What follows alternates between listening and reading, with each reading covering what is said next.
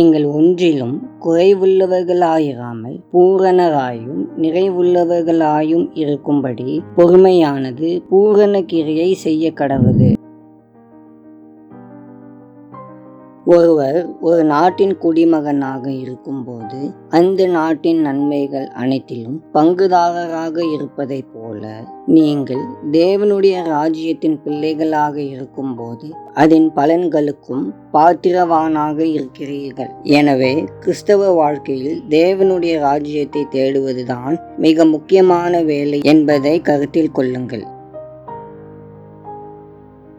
அன்பின் பரலோக தகப்பனே, தூயாதி தூயவரே, உம்மை துதிக்கிறோம். ஆண்டவரே, இந்த வாழ்க்கையில் எல்லாவற்றுக்கும் மேலாக உமது ராஜ்யத்தை தேடுவதற்கு நாங்கள் முன்னுரிமை கொடுக்கிறவர்களாக இருக்க எங்களுக்கு உதவி செய்யும். உம்மை மகிமைப்படுத்தும் வாழ்க்கையை வாழ எங்களுக்கு ஞானம், விடாமுயற்சி மற்றும் விசுவாசத்தை தாரும். உமது ராஜ்யத்தின் மதிப்புகள் எங்கள் இருதயத்தையும் செயல்களையும் வடிவமைக்கட்டும்.